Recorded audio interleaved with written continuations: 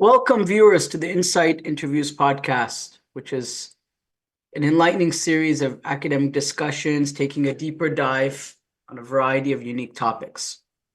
After this episode, be sure to check out previous ones on our website, YouTube, or your favorite podcast platform. Today, we are honored to have Najam Haider, a professor in the Department of Religion at Barnard, Columbia University.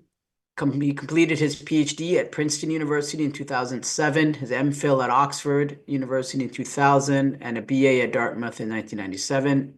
His courses bridge the gap between the classical and modern Muslim worlds, with a particular emphasis on the impact of colonization and modernity on Islamic political and religious discourse. Professor Haider's research interests include early Islamic history, the methodology and development of Islamic law, and Shi'ism.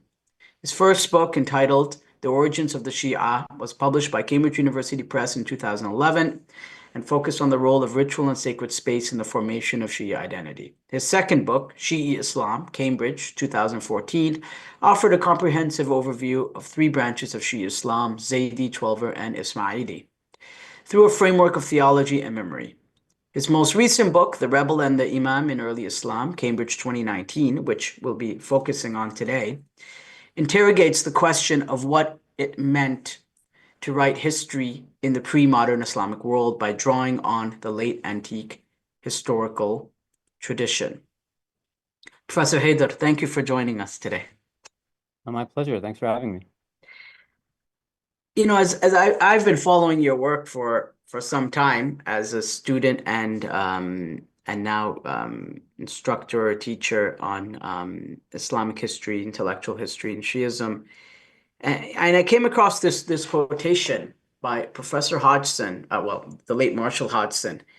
And I just wanted, I used this quotation, I think, once before with another guest, with Nabil Hussein, almost over maybe 2 years ago. And I'll mention the same one to you just to get your thoughts about it in light of all the stuff you've written, where Hodgson says, in launching the venture of Islam, the events of the first generation after Muhammad were almost as formative as those of Muhammad's own time. It is not accidental that later Muslims have identified themselves in terms of these events and of the factions that grew out of them. They have interpreted the whole of history in symbolism derived from them, and have made the interpretation of those events and the leading personalities in them the very test of religious allegiance. I don't know why. I've always found this quotation to be very interesting. I was wondering what your thoughts are. No, I mean, I think that's very insightful. I do agree. I think what's interesting, at least for me, is that it doesn't matter. I mean, I think we get caught up in what the events are actually doing. Like we're interested in figuring out, just because of where we are and who we are, what actually happened. That's sort of the question that obsesses us in many ways. But I think he's right, but I think what he's pointing to is memory rather than history, right? So yes, different groups of Muslims have come along and they have different ideas about what happened early on. But I'm almost more interested in the mechanism through which they remember the past than the actual past. And I think that's been a big change for me. Like when I started out, I wanted to know what happened. I mean, that was the thing that drove me. That's the thing I wanted to know. But as I've gotten older, and I am been doing this for a very long time now. I've finished my PhD almost 20 years ago. My interest has shifted and shifted very much more towards construction of the past as opposed to the documentary reading of what happened in the past. Yeah, and bringing us to those to 2 decades prior. Why don't you tell us a little bit about your journey to writing about history and historiography? Kind of where did it? You mentioned it a little bit, but I understand you did your PhD at Princeton. Mhm. Tell us a little bit about how you came to specialize in this subject. It has been, Well, as you said, a long time. I mean, I had no interest in the subject. I was a physics major in college, so I studied science and a little bit of political science, and that's kind of where I was. And then I had a Fulbright to go to Syria. And I was going there not because I had academic intentions. Like my whole idea was I can go and travel for 1 year and learn more Arabic because I had studied Arabic as an undergraduate. And then while I was there, I happened to also get a 2 year scholarship to go to Oxford. So I was like, oh, I'll do that too. So I was going to do that. But my intention was never to do anything. I mean, maybe political science, maybe law was what I was thinking. But when I got to Oxford, I realized that all the best analysts that I could see who looked at the modern world were actually pre-modernists by training. And so I shifted my program at Oxford from a a modern Middle East politics program to a classic and what they call classic and medieval Islamic history track. And I did it thinking that eventually I will come back to the modern period. And so I began studying it, and I was acquainted with an idea that many people have heard about, maybe outside of academia they haven't. And that was this thesis that came from this book called Haidarism. And it was written by Patricia Crone and Michael Cook. And the argument was, just to quickly summarize, that most of what we know about early Islam, it comes from non-contemporaneous source material. So it comes from later sources, 100, 150 years after the fact. Now, that's not to say the information comes from later sources, but it was recorded later on. And so Cook and Krona said, what do we know from the actual period of the Prophet? And they constructed this entire history of early Islam based primarily on Syriac contemporaneous source material. And so we have this alternate history of early Islam. And in doing so, what they were saying was what they were doing as part of a thought experiment was they were arguing that we cannot just blindly rely on the historical materials that we have from the Muslim world. We don't know what's happened to them over the course of 150 years. And I think that was meant as a challenge. And for me, my instinctive reaction as a Muslim was, okay, well, I'm going to prove that the tradition is reliable. So that's what I wanted to do. I was like, my job is to prove these people wrong. And so I spent 2 years obsessively trying to find ways of establishing the validity of the Islamic historical tradition, right? With the end goal being to sort of save early Islam the way that it's depicted in Muslim sources. Then I took some time off and I realized that I missed this endeavor quite a bit and that my heart really was in early Islam. I was also very interested in teaching. So I had spent some time teaching at a public middle school in New York City. So I thought that the best way to combine these two things together would be academia. So my first day of graduate school at Princeton was 9/11, like 9/11, 2001. I remember being in orientation and receiving a phone call from my dad. Back then, we didn't all have smartphones. There were no smartphones. And all my dad said was, don't say anything about anything. Because he knew what I was like. He gave me no information. He just told me to be quiet. So I remember that very, very clearly. But my whole point at grad school, that was a tangent. My whole point at grad school was to come and prove to one of the authors of this book, Haidarism, that we could trust the Islamic tradition. So I had designed my entire application to work with Michael Cook. Um, and Michael Cook, to his credit, admitted me. And so what I spent the next few years doing was sort of refining different methods. What I was interested in was method. Like, how could you prove something? What can we do to show that the material is reliable? And as time went on, the focus of what I was interested in began to shift a little bit, right? The question of what we know for what we know about the early period began to recede. But it's sort of been the dominant thread in my scholarship from that point forward. The first book I wrote was very much about verifying what we know about early Islam. The second book I wrote was more about memory. By the time we got to my third book, it was more about, okay, why are we obsessed with veracity? Why are we obsessed with exactly what happened? And then I started asking myself, what other things should we be obsessed with? So if my own journey went from an obsession to proving the source material to a different place where I started asking myself, like, what can we actually learn from the material we have? What is meaningful? And that wasn't just sort of a personal development. It was also like a scholarly shift in the way that I was engaging with material. Like I was trained in a Near Eastern Studies department that was interested in text. And then I got a job in a religious studies department, which was more interested in broader questions of meaning.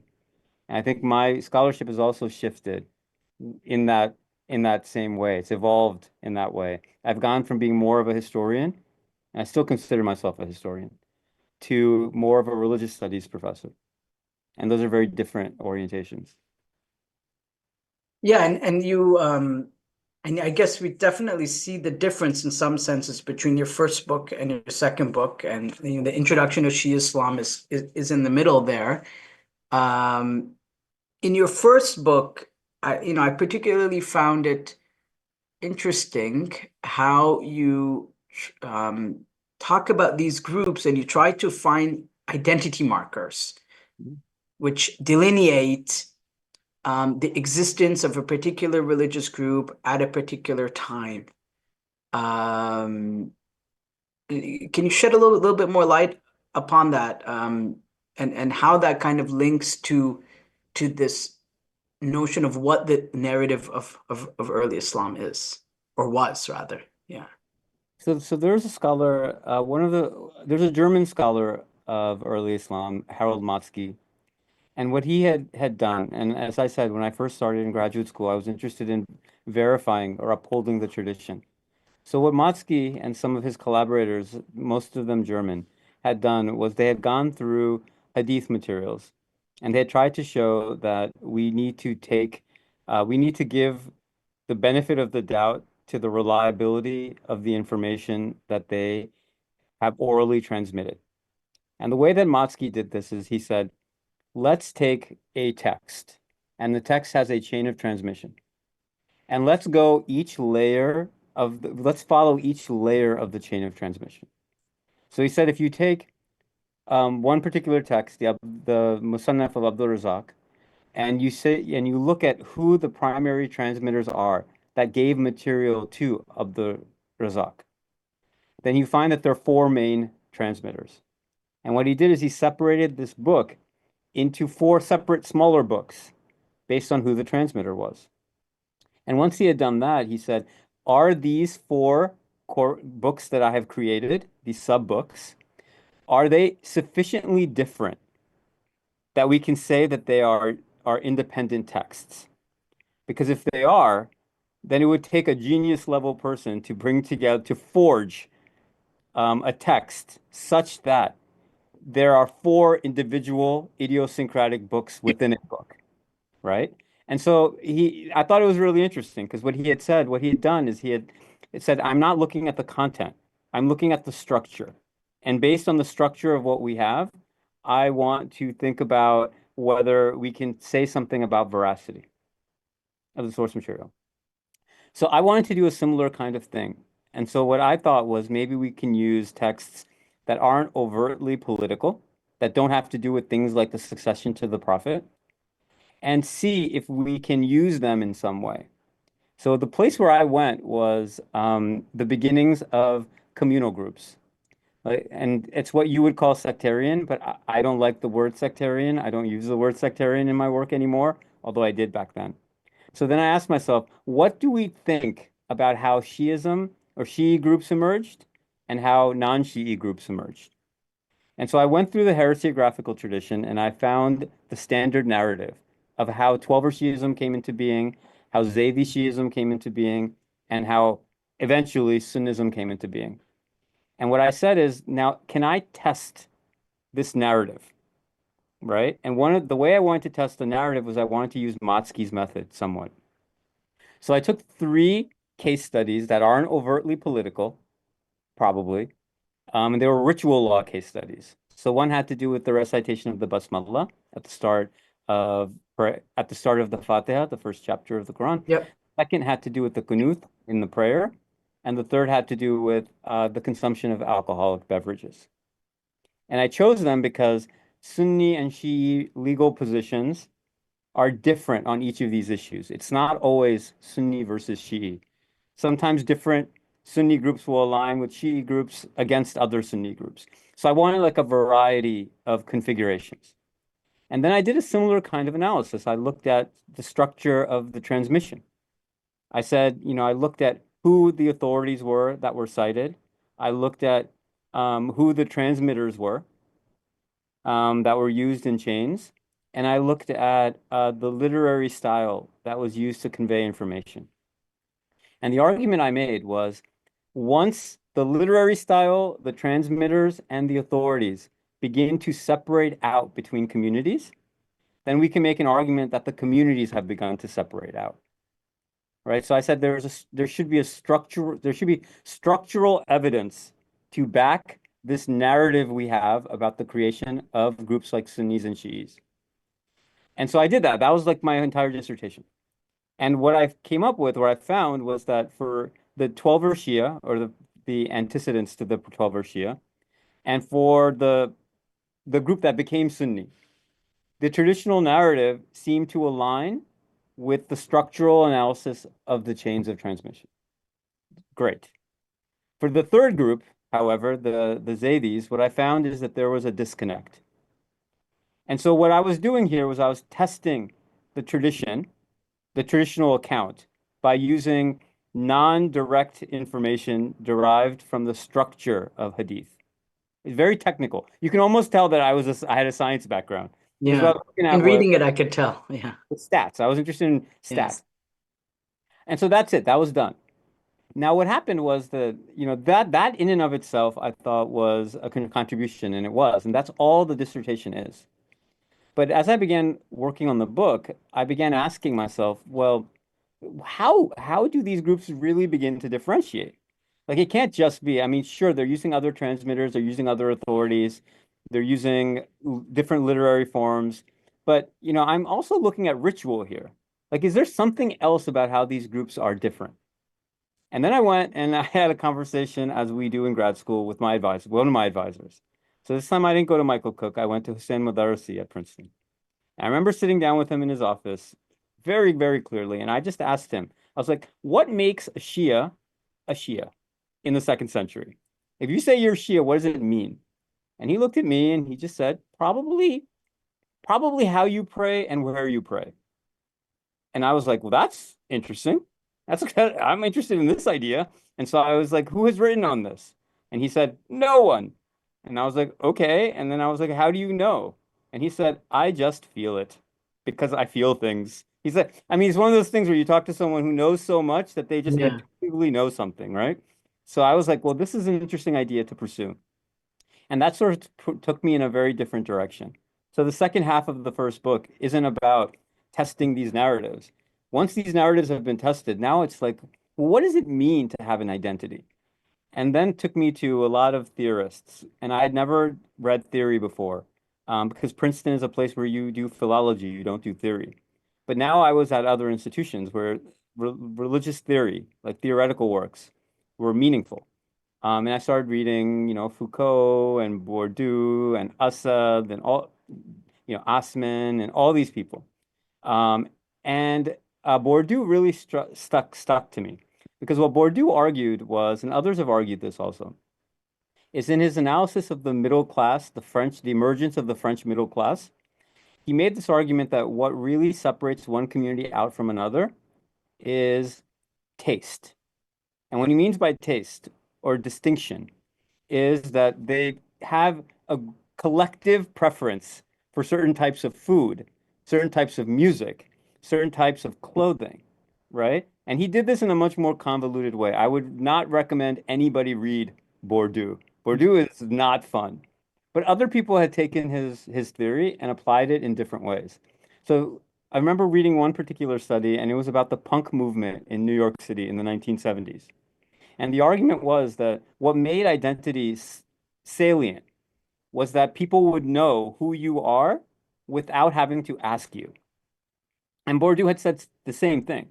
But he was like, if you were a punk in the 1970s in New York, you would know who you were. People would know who you were based on your hair, based on your clothing, based on where you hung out. All of these things came together, and that's what identity was.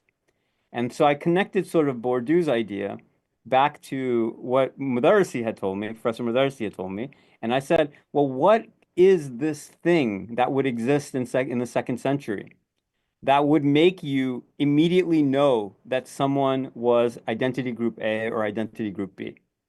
And it became very clear that it would be ritual. It would probably be dress too. It might have been food too. It might have been other things. But what was there that we could actually test? And that was ritual. So how did you pray, right? And it would also be space, like where you gathered, and that would be mosques. And so I began looking for indications that this idea was actually applicable. And so I went through not Shi'i sources, but Sunni Hadith sources. And when you go through them in the introductions, often they will say things like, when someone came to our town, we would follow him to the mosque and watch him pray. And that's how we would know whether we could take knowledge from him or not. And what that was telling me was that the way that someone was praying was immediately establishing either their credibility or they were discrediting them on the basis of that. Right. And so then I began to think a lot more about that. And so the second half of the book, which I think is more interesting, is about how um, sort of ritual, practice, and space came together to be the basis through which communities began to separate themselves out. So the Shia would pray differently. They would pray differently in different locations. And initially, those locations were mosques, because this was during the lifetime of the Imams. But then it would become more different, right? Like in the sense of as time went on, the mosque and the ritual would come together. And then you would have you would have differences based on pilgrimage. And then shrine spaces would emerge. So as time goes on, what is simply a difference in prayer or ritual in a mosque becomes a ritual of space, which is pilgrimage. You go to these places in this order. And in the beginning, those are mosques, but then they become shrines. And so you can see sort of the emergence of Twelver Shi'i identity around these two poles. And so that's why the book, if you read the book, it's actually quite disparate. The first section is me being geeky scientist or pseudoscience, and the second is me being a theorist and giving you much more about identity formation and what that means. I do think they kind of fit together because when you write, you make them fit together, but in some senses, they could almost be two completely separate books. But they are also sort of symbolic of who I was as a scholar.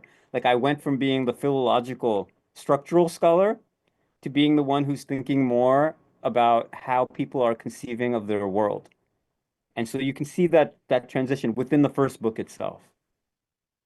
And I guess ultimately how people make meaning, right? And one of the interesting things that I always find in Shi'i law is often they, especially within Twelver texts or Twelver scholars, identify themselves in contradistinction to what other people do.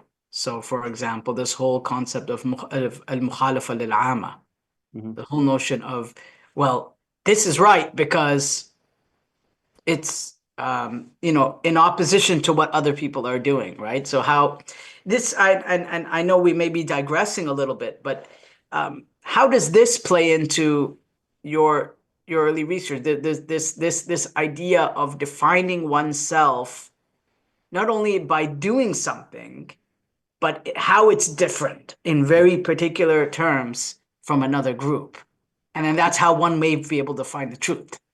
I think that's an insightful comment, Vinay. I mean, the thing is that, difference identity is made through boundary, and boundary is difference.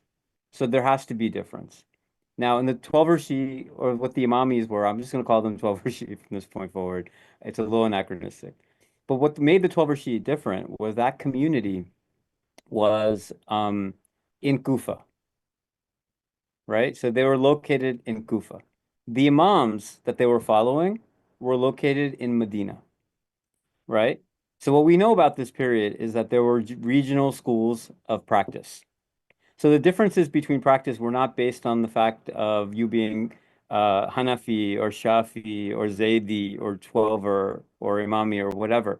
They were based on where you lived. Now we know that generally speaking, Mecca had one type of practice that was dominant. We know that in Basra, there was one, maybe two types of practice that were dominant. In Medina, we're pretty sure there was one type of practice that was dominant. And then in Kufa, there were a lot of different groups that all did their own rituals, ritual practice. There was a real diversity within Kufa when it came to ritual. Now, when I think about this, I think about this idea that the community is going to the imam, and the imam is in Medina. And so the imam is probably telling the community to perform prayer largely in alignment with Medinan ritual because he's in Medina. But that's very, very useful, right? Because then if you take the Medinan ritual and you take it back to Kufa, it actually sets you apart, right? It's a way of setting you apart. So it's a difference that's baked into the distance between the imam and the community, right? Now, no one has done, I've done a couple of case studies. No one has done a lot of case studies about ritual practice in regions and what it exactly was. But oftentimes you'll find that the practice between, for example, the Twelvers and the Malikis, both of whom trace their roots back to Medina, often overlap more than other groups. And part of that might be the fact that the Imam lived in Medina. The fifth Imam lived in Medina. The sixth Imam lived in Medina. The seventh Imam lived in Medina. The fifth, they all lived in Medina. So Yeah. they're probably giving advice about how to do things based on what is happening in Medina. But as you say, what that does is it allows a community to be different from the others around it. So I don't think that what's happening here is that the Shia are saying we're differentiating ourselves from the non-Shi'is. I think what's happening is that difference is baked in to how communities think about their own identity. And in this case, the Shia are just doing what the Imam is telling them, but that happens to be a boundary because no one else is doing what they're doing in Kufa, if that makes sense. Yeah. No, no, it does. It does make sense.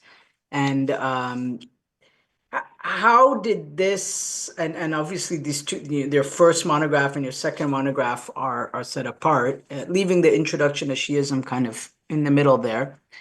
How did this study then lead to the second? There are two different studies, but still in historiography, still talking about identity, still talking about memory, or what early Islam looked like, or was at least conceived of, how it was conceived of. How did study one, this first monograph, kind of animate your research into the second monograph? I would push back on that a little bit. Yeah. I would say that the second book is the Introduction to Shi'ism, and that isn't just a straight introduction to Shi'ism. That is very much of a monograph, like that took a long, long time, and it wasn't just a summary of what different groups believe. The first part of that book is very much about how we think about the past. Most introductions to Shiism will just say the prophet dies It's and true. then the Yeah, yeah, community breaks yeah. up. And I spend a lot of time in that book saying that these groups emerge as distinct theological groups, and then they re-remember their origins to align with their theological positions.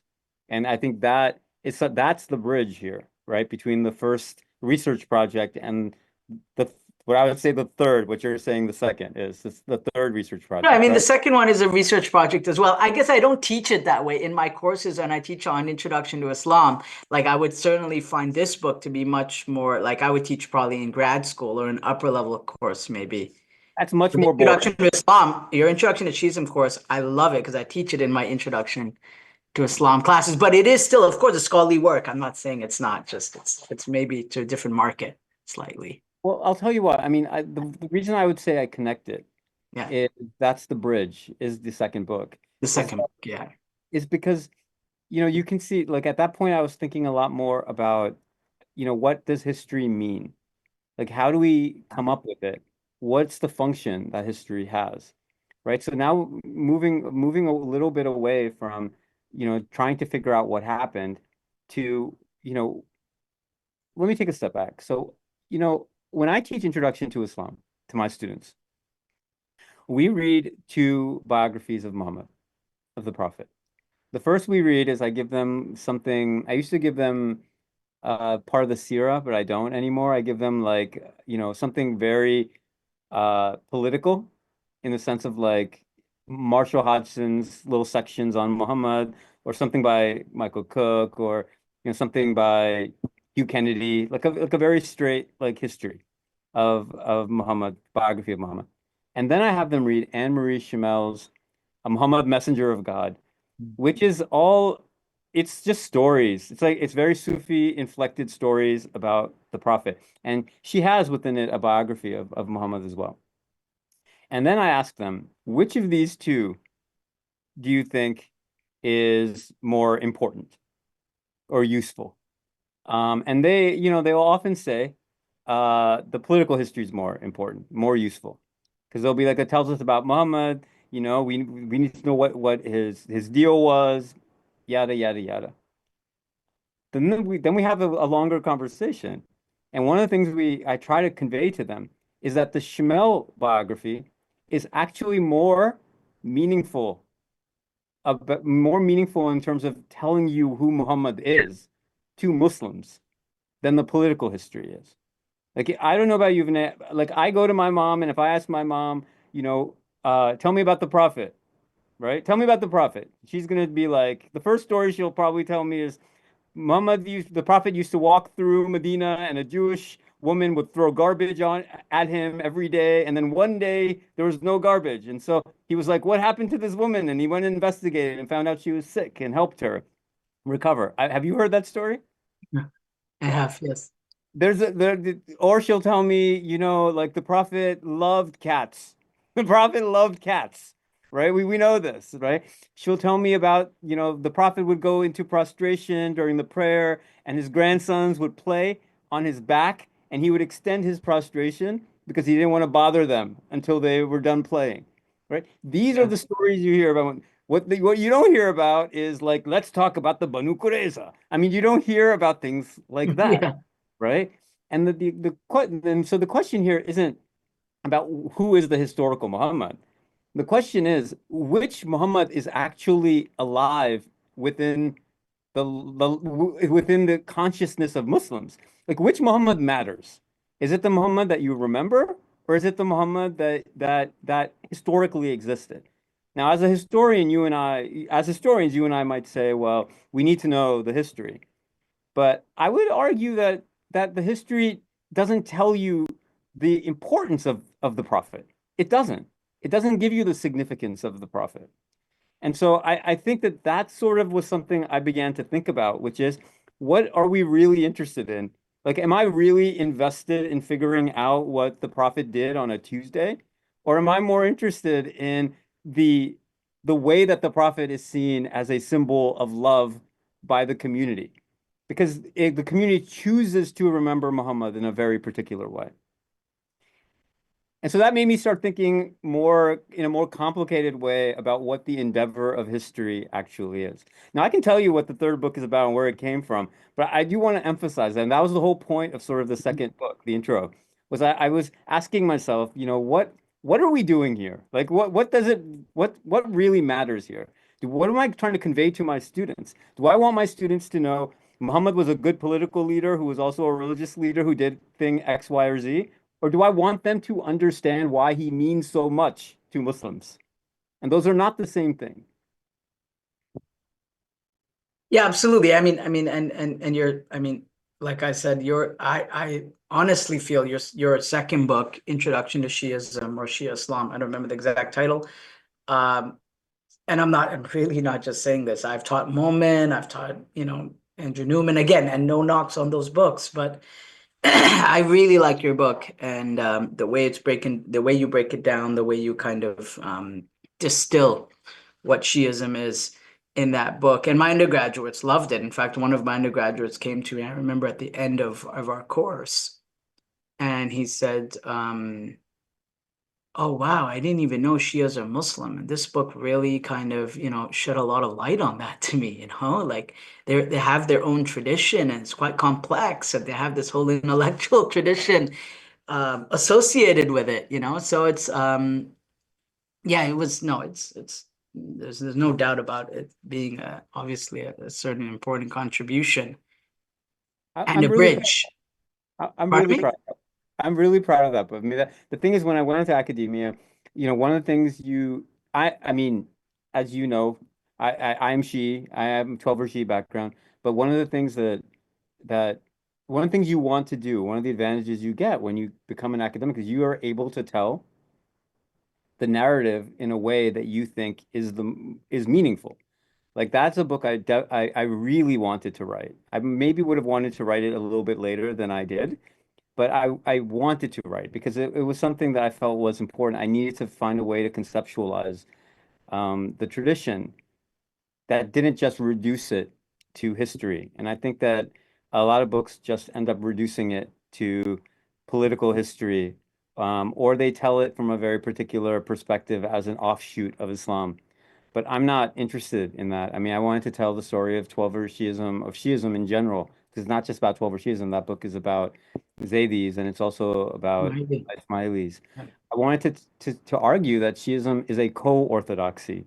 It is not a heterodoxy, right? Like these are two ways to think about the same material. And not one is not superior, I would argue in an intellectual sense, one is not superior to the other. They just operate on different logic systems. And if you operate on those logic systems, you get to very different places, both of which are equally viable and defendable. And so I didn't want the book to be called Intro to Shi'ism. I actually pushed very hard for it to be called Intro to Shi'i Islam because I said that if we were to write an introduction to Sunnism, we would just call it Intro to Islam. That's what Yes. happened. So I was like, it has to be Intro to Shi'i Islam. And they were not happy with that, the publishers, but they did eventually relent. Because I think it's I mean, I work on Shiism as you know, and we have the Shia Research Institute. That's the whole kind of force behind it, and it really humanized Shias as I don't like using the word mainstream. It's I mean, but as a mainstream, current within the broader Islamic tradition. And like I said, I had more than one student that came to me after the class and told me my entire life I never knew Shias or Muslims. Really. And they didn't say it with any animosity towards it. It was as a matter of fact. And after reading your book, they said that, we assigned it in the course. I assigned it. And they said that, wow, they have like, it's quite a complex tradition. They have evidences for what they believe in. I may not agree with it, Mhm. but they have evidences for what they believe in, and they source some of it from the Quran. So, you know, no, I mean that's certainly that's congrats on that. And then why don't you tell us how that kind of led to your third book? Yeah. So the third book, I had decided that so as you know, I've been worried, as I mentioned, I had been worried about veracity of sources from the very, very beginning, right? So this was like, I would say the third book really began in grad school, like where that's the book I wanted to write Mm. at the very beginning. Because I wanted to talk about the historical tradition. I wanted to be very, very direct. I wanted to use the sources as they exist. And I wanted to do a history based upon those sources in a way that took into account the complications of the source material. So if you had asked me what am I going to write as a graduate student before I got distracted by all these other things, then I would have said that historiography book. Like I want to write a book on historiography. So what I wanted to do, and this is what I did in my master's, is sort of take one event, see how it's portrayed in all these different sources, and then come up with the narrative, like what historians do. I just wanted to be a historian. I just want to do history stuff. But I had put that aside because it had been so hard. Like I hadn't been able to satisfactory in a satisfactory manner for myself. I hadn't been able to to establish the validity of the source material to a degree that I felt comfortable writing a big history book, right? So I was still struggling with sources, source material, veracity. These are arguments that were in my mind. So I kept putting that book off. I kept putting that book off, kept putting that book off. I wrote the memory book. And all along this, throughout this time, I had come to Barnard, and Columbia. and I would sit in on seminars, like faculty seminars. And what I realized for the first time is that there were entire sets of questions that had never even occurred to me. And this is sort of the deficiency. I mean, I loved my training at Princeton, but my training at Princeton was so exactingly textual and philological that they didn't even open a space to think about broader questions. What you were interested in, you were very much like an Ash'ari, like a theological Ash'ari. It's all about positivist evidence. That's all we had. But I was sitting in these seminars and people were asking questions that had never even occurred to me. I remember Brinkley Messick would always ask about genre. He would be like, let's talk about genre. How do we know that that is that? What does this word mean exactly? Does the meaning of that word evolve over time? I mean, these are things that you might seem elementary to some people because they've had a different type of training. But for me, I was like, oh, I didn't even know I could ask that question. I had no idea about that. And I did that for years and years and years. And then finally, the question I began asking myself is, do we know what people thought history was? Did the people who were writing history, what we call history, tarikh, for the most part, did they know what they were doing? And if they did know what I mean, I'm sure they knew what they were doing, but did they conceive of what they were doing in the same way that we do? Right? So also like old school Columbia, decolonizing, decolonial theory, all of this was coming into my mind. And then I started thinking about like, where does our understanding of history come from? And most of it comes from 19th century European historiography. And if we look at that, the thing that we prize most in this historical writing is documentary readings of the past. And that's what I was doing too. And when I say documentary readings of the past, a good history is an accurate history. And an accurate history is as close to what actually happened as possible. Now, you might think that that is self-evident. Oh, that's what history is. And I might think that that's self-evident.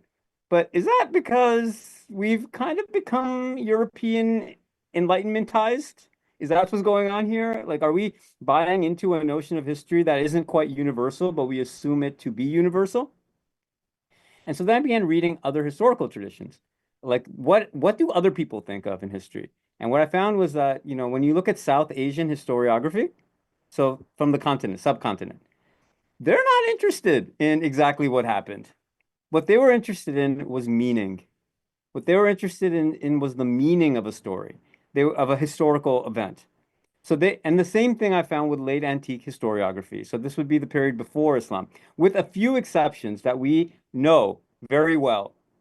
People like Herodotus who were interested in or claim to be interested in depicting exactly what happened.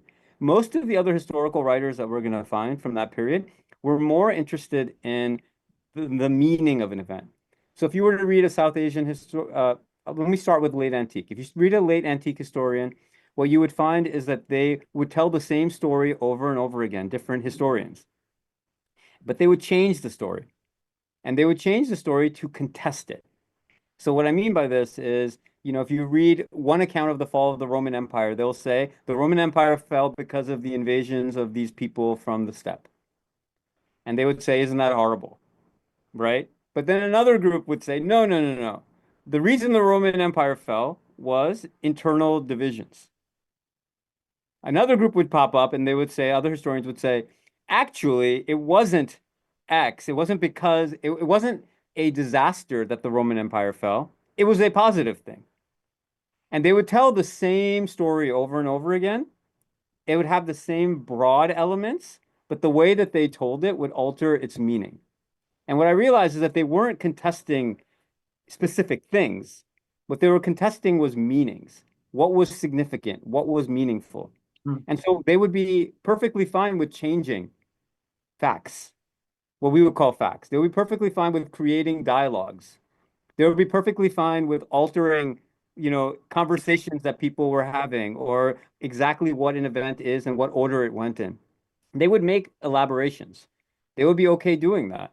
And that wasn't seen as being dishonest because the endeavor of historical writing in that period was not to to preserve truth.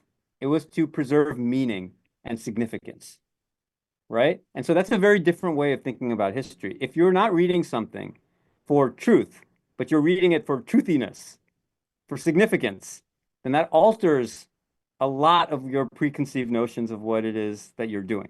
So a historian who feels free to elaborate, because the purpose of their writing is to create meaning and not to relay exactly what happened, then that entire endeavor is different. The genre is different. So are we really understanding what historical writing is? So that was the question I began to ask myself. And in the South Asian context, to go back to that, historians would often mix things together that were reflections of what happened in the past, and there were things that they themselves were creating. And the texture of the history was such that anyone who was receiving it would be able to separate those two things out. So they would know what part was the history and what part was the conjuring of meaning. But the Yeah. problem is that you need to be of a particular place. You have to be of a time to understand how to do that. So they would know instinctively that what was the historical claim and what was the meaning claim. But when we read it, we cannot separate the two out because we've lost that cultural position. So the example of this would be there's this book called Abraham Lincoln Vampire Killer, right? It's sort of a fantasy horror kind of thing, right? Now that in and of itself is a mixture. It's a mixture of history and something that they're making up. I think we can safely say Abraham Lincoln was not a vampire killer, right? But you know, right? When you're reading it, you know what part is historical and you know what part is not. And you know it instinctively. But if someone 1,000 years from now is reading that book, are they going to be able to parse those two things No. or are they not, right? So what are we doing when we're trying to figure out what historians are doing? Do we understand what the nature of historical writing in this period actually was? And so that became sort of the basis of the book, right? So the book does not tell you what Mukhtar, one of the case studies, is or was. It doesn't tell you about the seventh Imam. But what it tells you is there is a historical line that passes through every depiction of Mukhtar's rebellion. And there is a historical narrative that passes through every biography of the seventh Imam. The same things have to happen in the same order. Like for the seventh Imam, his biography, he's born in Medina, he's known to be generous. He's arrested one time, he's released, he's arrested a second time, he's imprisoned, he dies. These things have to happen. But what you begin to realize is that when people are writing, they're writing in a way, when people are writing biographies, they're writing in a way that fills the gap between those events in order to project meaning onto the biography of the Imam.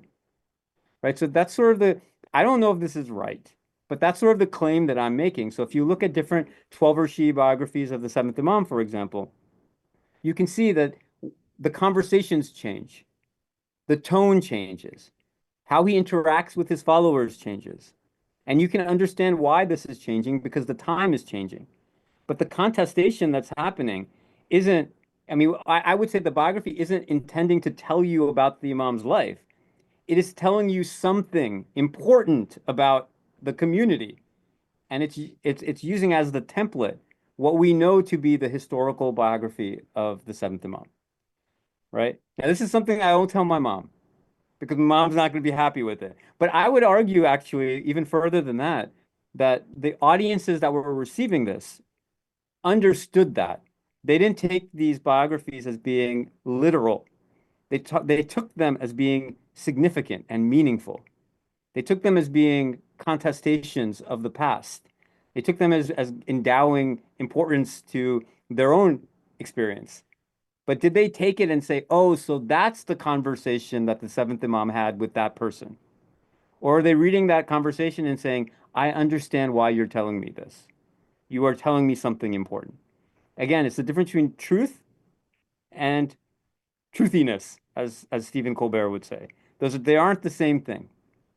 Yeah, and I guess in some sense it would be connected to this notion of it being spiritually edifying and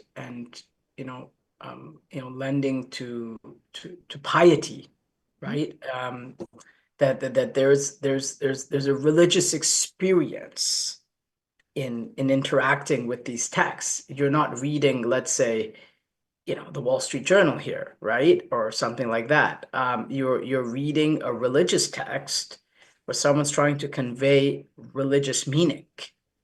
Um, it's not, at least as far as it's being presented, and it's hence the difference between truth and truthiness. You're not saying it's all just made up, but that's the art of writing at that time. That's how events are cast and narrated. Yeah, yeah. That's genre. That's genre. Genre. What is the Yes. genre of historical writing, Yeah. right? And we Yeah. we don't know. I mean, I end the book with like, what would happen? One of the things I say at the very end is, what does a bookstore look like? Yeah. I like that at the end. Yeah, you Right? did. Like, what are the sections? We don't know what the sections are.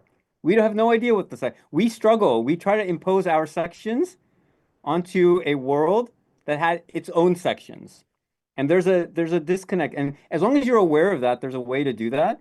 But I think more often than not, we don't see it as a problem. We think that everything that we have has a parallel to what they had. Instead of saying, well, let's figure out what these things mean. Like, what is tarikh? What is, you know, what is a genealogy? What is a tabakat work? Exactly. What is it? Yeah. Right? What is it for them? Not for us. What is it for them? And I think in some cases this work has been done, but in a lot of cases, this work, the deep meditation on genre, has not been done. And to just connect it to one more thing, I mean, I always think about this. I think about this now because I'm teaching a class on the Quran. Like I'm teaching a Quran class now. What we do is we will read biblical narratives together with Quranic narratives, and we compare them. And one of the things you notice, and I can't prove this, it's something that occurs to me, is that the Quranic narrative is always a little bit different from the biblical one, especially if we look at Genesis and Exodus. There's slight differences. Now, some people will look at that and say the Quran is correcting the story. But what seems to me is happening here is the Quran is contesting basic theological facts, not theological beliefs with the text. So, like in Genesis, in a very famous example, Abraham negotiates with God. And so, right before Sodom and Gomorrah are being destroyed, Abraham goes to this little cliff overlooking Sodom and says to God, if there are 50 righteous people in the city, will you spare it? And he talks God down to five. So God says, if there are even five, I won't destroy it. In the Quran, parallel passage, it just says Abraham was penitent and compassionate, but it says, but he has no role in this, right? So it denies that conversation. It knows the conversation, it denies it, right? So I'm not Mhm. saying, I don't think the Quran is telling me necessarily exactly what Abraham said or did, but what it's using the story of Abraham to contest. It's the difference is where the meaning lies. You cannot know that that's what that line is about unless you know the original story. And I would argue that perhaps many historians are working in this way. Like the story of the seventh Imam's biography. I mean, Ibn Babawayh knows the story. Sheikh Mufid knows the story. Kulaini knows the story. And so the differences you find between them are arguments, right? But they're not arguments about what really happened. They're arguments about why it's important. Because at the end of the day, I mean, this is a question that you ask at the end of the book: Who were these books written for? Right? I don't And know, man. I don't know who they were written for. Um, that is probably the biggest problem in that whole book. I have no idea. Um, if you put me on the spot and asked me, I would say that they were probably written for other elites, but I would argue that they were probably also presented to the community. But again, unlike I don't know why I keep disparaging my mom. Unlike my mom, who will read them and say this is exactly what happened, I'm wondering whether that community, the normal people, receive the books as literal renderings of the past, or whether they receive the books as almost mini sermons telling them something about the world, Mhm. right? I don't know. We don't know what people in the 1920s were like. We don't. That world is completely obscure to us. And we might have some newspapers or things like that, We can't recreate that world. But here we are, sitting in our offices. You have these beautiful books. I have these beautiful books behind me. And we pretend like we can know what the world was like for people 1400 years ago. Like, really? I just don't it's so difficult to to to to to go to penetrate that veil, you And know? this is exactly something that I argue in my work on Fatima, on Sayyidah Zahra, which is that there's just so many narratives about her life, especially between the Prophet's death and her death, um, that the narratives are not about what exactly happened, how she exactly died, whether she, especially within a Shi'i framework, whether she died from a door hitting her, or whether she died from a nail, or whether she died from this or that. That something sad happened, Yeah. something terrible happened. Mhm. And that's the focus. The focus is not on the minutia of what exactly transpired and who entered where and at what point and so on, so on, so on, so on and so forth. But it's painting a kind of general image of this of contestation, of suffering, of protest, um, at least as it's imagined. Mhm. When people like Yaqubi and Masudi and Ibn Babawayh and Kulaini and all these other people who are, of course, different sources, different kinds of writers, but when they were presenting these details in their respective books, Mhm. it's not so much about developing a detailed timeline, Mhm. you know, of well, at this moment, this happened, right? It's more about meaning making and piety. At least that's how I approach it, and that's why I actually find your work very useful. It helps me characterize and describe my own research in a more meaningful way. Yeah, I mean, I think that's the only way we can approach this material. Um, but yeah, I mean, you can see like it's full circle. Like I went from like let's prove what yeah, happened to what are we doing? Do we know what we're doing? Do we even know yeah, what categories mean? Yeah. yeah, yeah, and it's not lost on me that today is the 20 that well, at least we're having this conversation on the eve of what will be the eve of the 21st of Ramadan, which is the death of Ali ibn Abi Talib, Imam Ali. Um, Although this not you haven't written about it in your book, but I'm sure you might have something to say, not necessarily about what happened, but about how he's been imagined. Again, I'm just throwing this out there. It's not a part of, it's you've been written on it here in these books per se, but it happens to be quite an important day in the Muslim world today. Yeah. I mean, I wrote the EI entry on Ibn Muljam. Yes, you did. That's true. Yeah. And I also wrote the EI entry on Hamza, the Prophet's uncle. Mhm. And I named my child after Hamza Yeah. because like I love this. So I guess I'm lucky I didn't name my child after the other one. But Ibn, I mean, look, with Ali, I, I very, very strongly believe that we there's nothing. I mean, I'm gonna walk this back a little bit. I don't think that we can really know much about the period from the Prophet to um I guess until about the fourth Imam, until about Karbala. I think that the problem is that the figures are so important and they are so weighty for everybody that the history has become completely the layers of argumentation that we have about them make it very difficult to figure out much about the past in that period. I mean, there are a few things that I can. I mean, there are things that strike me about the first Imam, Imam Ali.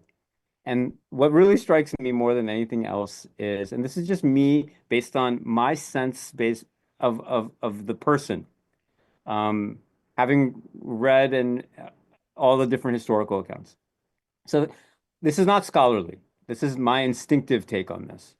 One of the things I notice about him is that he was a terrible politician. And when I say that to people. I'm like, Imam Ali was a really bad politician. And people get really upset. I've said this to my family members, and they're like, what's happened to you? But I'm like, that's for me is a positive thing. Like, who would you want your imam to be an incredibly good politician? Because Muawiyah was an incredibly good politician. He was. And that's why he quote unquote won, right? Like in these votes, because he was willing to do anything. He was a sociopath. All politicians are sociopaths. Yeah. I don't want an imam to be a sociopathic politician, right? I want him to be principled. And if nothing else, what you notice with Ali is that he was principled. He always stuck to his principle. I mean, that shines through. I mean, even with some imams, people raise doubts, like some imams are, why did they do this? Why did they do this? The one thing about Ali, presented in across the source material, the one thing you notice is the man stayed on principle. And I think that to me is I guess what I admire most about the figure. It's also the tragedy of the figure, like if he had been willing to be more clever, or if he had been willing to be more conniving, or if he had been willing to play the game that Muawiyah was playing, he could have won in these encounters. But he wouldn't do that. And I think that to me, I mean, I love that about And it reminds me of something of an incident that Tabari relates that after the Imam became the Caliph, Muawiyah, started this whole, accusation against him about the death of Uthman. Fine.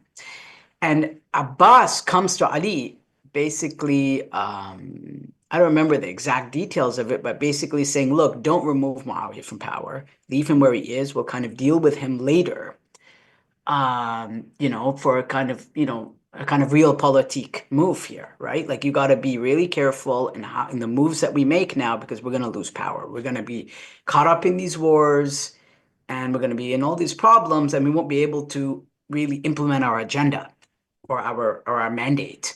So kind of leave those troublemakers where they are for now. And Ali turns to him and I don't remember the exact Arabic, something like "Amma bi ma'rifati bil haq," something like that. I don't remember exactly, but basically saying, as for my knowledge of the truth, I know who they are.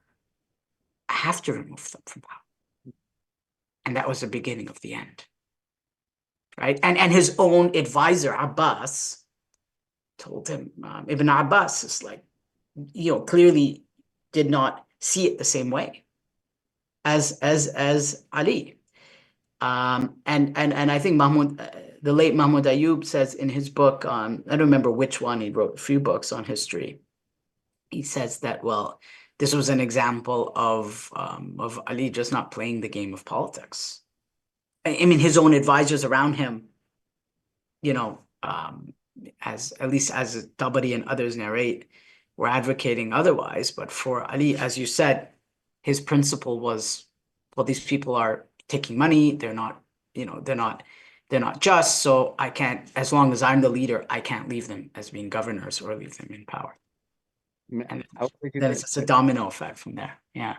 Madeline says the same thing in Yeah. Madeline does too. Yeah. let me do the annoying thing that professors do. And that is this. I would argue it's like what you just did was you treated the history as literal. Yes, I did. Yeah. I would say that the way that I would think about this is that that account of the conversation that Abbas has with Ali is not an actual conversation necessarily that Ali has with Abbas. What that is a historian looking at this and saying, what do we know? What is significant? Like, how do we understand this? What is the meaning of Ali's decision to remove Muawiyah? And so the way that you convey that, perhaps as a historian, is to say, well, he had this conversation with Abbas. and then to Yeah. ascribe him words. But are the words literal? Allahu alam. We don't know if those words are Yeah. literal. But the event is meaningful. And so Yeah. again, this is the annoying way that I end up reading history is I Mm. say, we don't know what he said, but this is how one historian is looking at this and saying, look, that's what's happening, right? Yeah. And that's the principle that's being conveyed out of this conversation. We'll Yeah. find competing versions, Yeah. which I completely. are different in how they're understanding this actual encounter. Because others will say he was just naive, Yes. and they'll find a way to convey that, right? And since then you get like different historians putting the exact same encounter in slightly different ways. Yeah. Wonderful. Well, this brings us to the end of our conversation. Thank you for joining us, and thank you to all the viewers for joining us and listening this far. Check us out on YouTube or on social media or on Spotify or other channels where we are found. Thank you again, Professor Haidar, for joining us today. Yeah, thank you, and thank you for all the people who let me just blabber on and on about work that I don't think very many people are that interested in. But Yeah, it's a pleasure. Thank you.